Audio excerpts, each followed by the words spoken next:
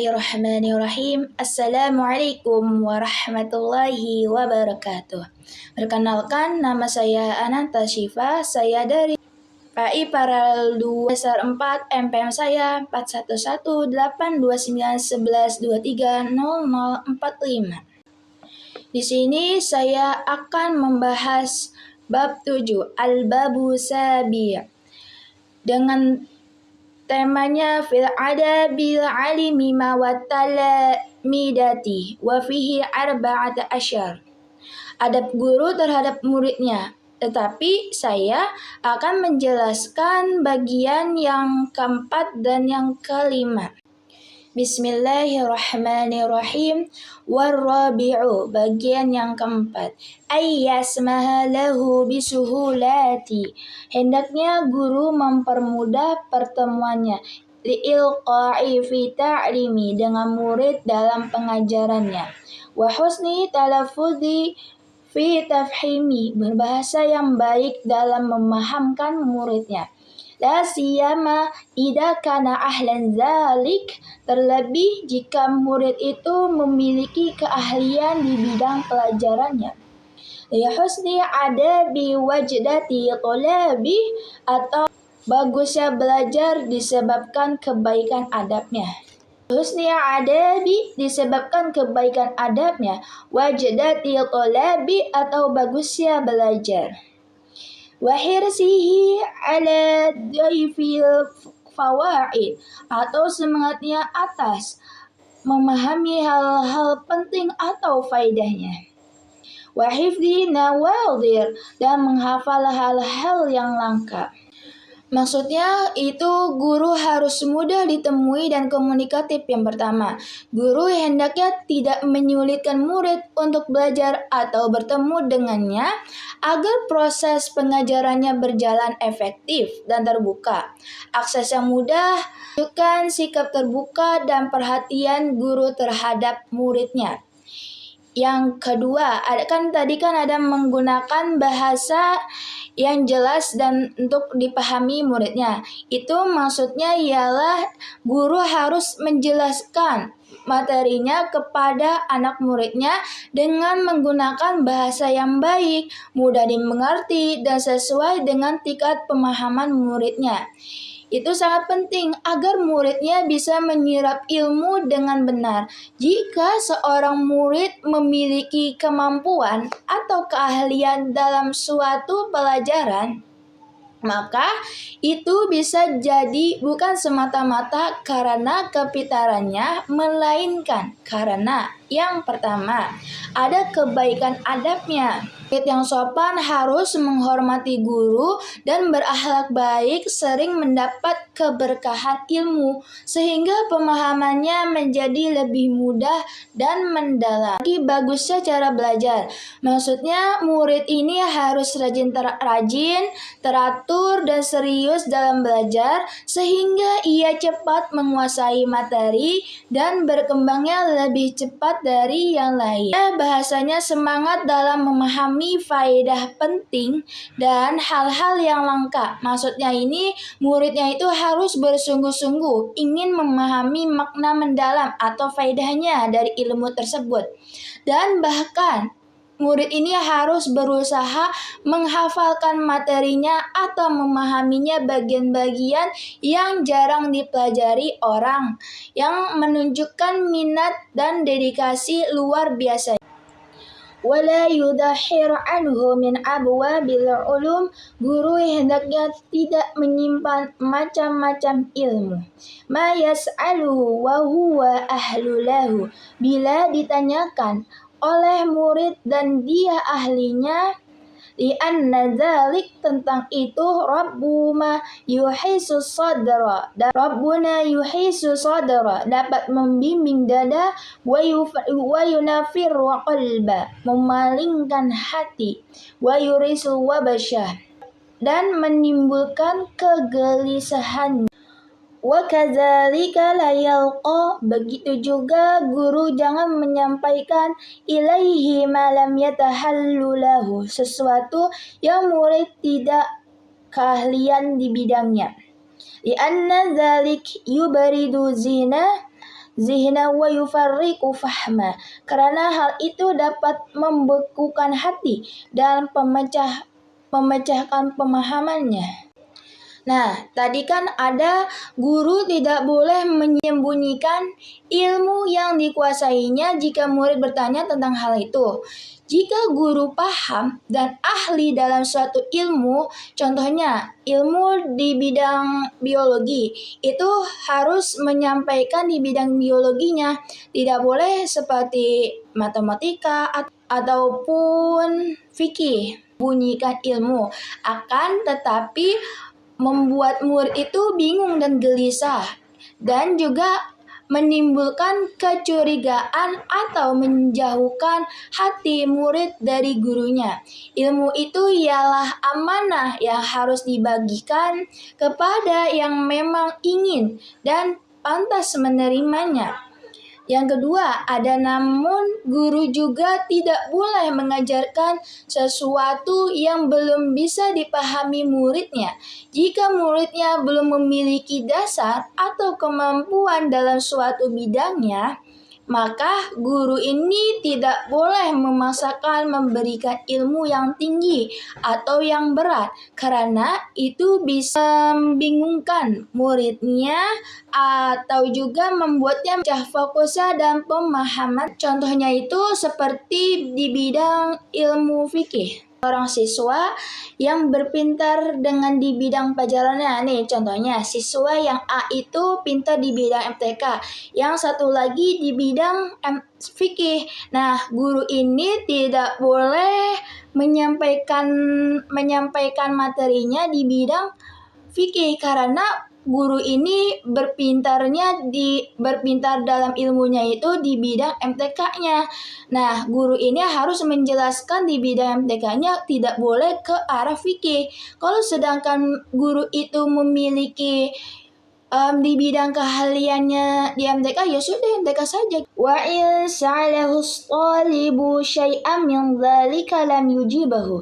Jika murid bertanya suatu tentang hal yang bukan bidangnya tersebut, wa yu'arrifu anna dzalika yadurruhu, dan memberitahu bahwa hal itu bisa membahayakan, wala yanfa'uhu, dan tidak bermanfaat, wa an ma'ahu iyyahu minhu li syafaqati alaih, dan bahwa mencegahnya dari hal itu, walufti bihi la li bukhli alaih, karena rasa sayang dan belas kasih padanya, bukan karena pelit padanya. Nah, jika murid bertanya tentang suatu ilmu yang belum menjadi bidang atau keahliannya, misalnya nih, ada ilmu yang terlalu tinggi atau belum sesuai dengan tingkat pemahamannya, maka guru sebaiknya tidak langsung menjawab pertanyaannya. Ada seorang murid nih. Nah, seorang murid ini bertanya tentang fikih warisan. Nah, guru ini harus mencari penjelasannya tentang harta warisan. Gak boleh guru ini menjelaskan secara langsung, harus menjawabnya ini harus detail sesuai dengan fakta. Kalau sebaliknya, guru itu harus menjelaskan bahwa membahas hal itu bisa membahayakan murid. Misalnya, yang pertama ada menimbulkan kesalahpahaman. Yang kedua ada merusak fondasi ilmu yang sedang dibangun. Yang ketiga membingungkan dan melemahkan semangat belajarnya. Menegaskan bahwa guru menolak bukan karena pelitnya itu, maksudnya ada alasannya dari gurunya tersebut, karena ada kasih sayang dan perhatiannya, karena ingin murid belajar secara bertahap dan sesuai kemampuannya itu secara proses. Ma yuraghibuhu 'inda dzalika fi ijtihadi. Lalu hendaknya saat guru menyemangati murid untuk berusaha bersungguh-sungguh. Wa tahsili liyatahalla lidzalika wa ghairi, dan ahli bidang dan bidang lainnya. Wa qad qala al-Imam Bukhari. Imam Bukhari berkata, fi tafsiri Robani, dalam tafsir Robaninya, innahu alladhi yurabbi nasa bisighari ilmi qabla kibari, bahwa beliau mendidik manusia dengan ilmu yang ringan dulu sebelum ilmu yang besar atau ilmu yang beras. Guru harus memberi semangat kepada murid. Jika guru belum bisa menjawab pertanyaannya, murid harus memiliki dasar atau kemampuan dalam bidang itu. Maka guru tidak boleh mematahkan semangatnya. Nah, kalau sebaliknya, guru itu harus mendorong murid agar terus belajar, menyemangati murid agar bersungguh-sungguh dalam belajarnya. Yang kedua, membangkitkan motivasi untuk menjadi ahli di bidang tersebut dan di bidang lainnya. Kalau semisalnya murid ini bertanya kepada gurunya, seperti di bidang pelajaran IPA, nih materinya contohnya tentang apa materinya. Nah, murid ini harus bertanya kepada gurunya supaya murid ini bisa bersungguh-sungguh dalam belajarnya, supaya ulangannya itu lebih bagus dengan nilainya daripada siswa lainnya. Bahwa guru sejati itu bukan hanya pengajar ilmu, tetapi juga membangun karakter dan semangatnya. Contohnya, ada seorang murid ini bertanya kepada gurunya, ini gimana soal yang saya belum mengerti, tolong jelasin lagi boleh tidak, Bu? Maaf ya nak, ini materi ini belum bisa saya jelaskan. Kamu harus belajar ulang lagi di rumah ya. Nah, gue harus memberikan semangat seharusnya kepada muridnya. Nggak boleh seperti itu. Nggak boleh mematahkan semangat muridnya. Karena murid ini harus menjelaskan materinya supaya dia lebih tahu dari murid lainnya. Nah, murid ini harus dijawab soalnya kepada gurunya atau ke guru lain. Kalau misalnya guru yang pertama tidak mau nih dari soal yang mau dia jelaskan, nah guru yang kedua ini mau nih menjelaskannya kepada murid. Guru ini harus memberikan semangat. Ayo nak kita belajar, semangat yuk, semangat. Gimana cara belajar? Ayo nak kita belajar. Nih ibu kasih tahu cara penjelasannya. Khomis, bagian yang kelima. Ayyahrisa ala ta'limi. Guru hendaknya memiliki keinginan kuat dalam mengajarkannya, wa tafhimihi, dan memahamkannya, bi batli jahdihi, dengan mencurahkan tenaga, wa tafribi, dan mendekatkan al-ma'na atau memudahkan maknanya, min ghairi ikhsarin layah tamiluhu zihnu au basti la yaghbatuhu hifzu. Menjelaskan maksud dari ucapan untuk murid yang akalnya terhenti. Wa yuwaddiha, memulai dengan mutawakifi zihnu ibarah, masalah-masalah atau memberikan gambaran. Fihi wa yahtasiba i'adat tasyarhi lahu wa takrarahu, dan menjelaskan dengan beberapa contoh lalu menyebutkan dalil-dalilnya, wa yabda'uhu, dan menjelaskan kembali. Maksudnya memulai dengan memberi gambaran masalah itu, guru tidak langsung memberi jawaban, tetapi memancing daya pikir murid dengan memberi pengantar atau ilustrasi kasus yang berkaitan. Yang kedua, ada menjelaskan dengan beberapa contoh. Contohnya akan memudahkan murid memahami konsep yang abstrak, menyebutkan dalil-dalilnya. Itu maksudnya setelah konsep dan contoh jelasnya, guru menguatkan dengan dalil Al-Quran, hadis atau ijma agar murid paham landasan hukum atau kaidahnya. Maksudnya yang merangkum khusus bagi murid yang lemah. Untuk murid yang belum mampu mengikuti secara utuh, guru cukup memberi gambaran umum dan contoh sederhana. agar mereka tetap bisa ikut memahami meski perlahan-lahan. Wa yazkurul adillata, dan menyebut dalilnya, wal ma'khadha limuhtamilihima, sumber bagi murid yang mampu memahami. Yubayyina lahu ma'ani, menjelaskan pada muridnya makna rahasia. Asyrari hukmiha, dari hukum suatu masalah. Wa ilaliha wa ma yata'allaku, alasan-alasan dan suatu yang berkaitan.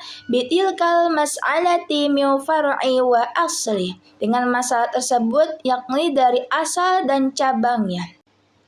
Nah, maksudnya memberi dalil dan sumber kepada murid yang mampu.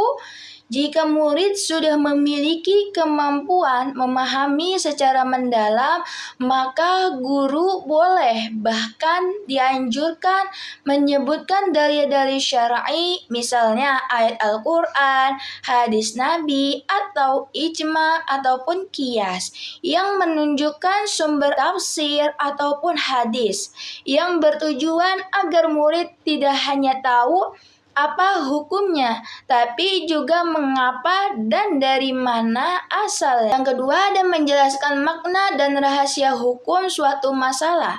Guru ini tidak hanya menyampaikan ini yang mana yang halal ataupun mana ini yang haram, tetapi juga harus menjelaskan hikmah dan tujuan ataupun rahasia di balik hukum tersebut, dan hubungan antara hukum pokok dan cabangnya.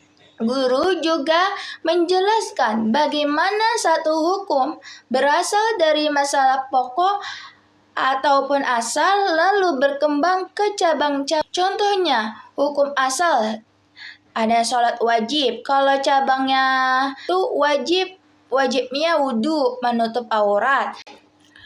Wa min wahmi fiha fi hukmi wa takhrizi wa naqlin bi'ibaratin. Dan dari salah paham mengenai masalah itu, menghukumi, memverifikasinya atau menukilnya bi'ibaratin hasanatin, ada ba'idah, dengan cara penyampaian yang baik. Antak kisi ahadi minal ulama'i, jauh dari merendahkan salah satu ulamanya. Guru itu harus meluruskan kesalahpahaman murid dalam memahami atau menyampaikan hukum. Jika murid salah paham dalam memahaminya, menghukuminya, atau menukil atau mengutip suatu masalah keagamaan, guru itu harus meluruskan dengan penjelasan yang benar, memberi pemahaman yang tepat berdasarkan dalil dan sumber ilmiahnya. Cara penyampaian koreksinya harus baik dan bijak. Penjelasan guru harus disampaikan dengan sopan dan lembut, tidak mencela atau menyindir murid, tidak menyudutkan ulama lain. Tujuannya agar murid menerima koreksi dengan hati terbuka, bukan merasa disalahkan atau malu. Tidak merendahkan ulama ketika menjelaskan perbedaan pendapat. Ketika ada perbedaan pandangan antara para ulama, guru itu harus menjelaskan perbedaan dengan adab dan rasa hormat, tidak meremehkan atau mencela pendapat ulama lain meskipun berbeda, karena semua ulama berijtihad dengan ilmu dan niat baik, dan umat Islam diajarkan untuk menghormati perbedaan dalam batas ilmu dan akhlak.